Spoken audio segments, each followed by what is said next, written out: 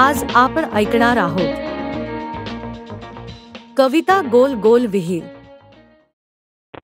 गोल गोल विहीर, गोल गोल विहिरीत खोल खोल पाणी, खोल खोल पाण्यात लागती राणी, राणीच्या कानात मोत्याचे डोल, पाहून पडली मशाला बोल, मशाले चावला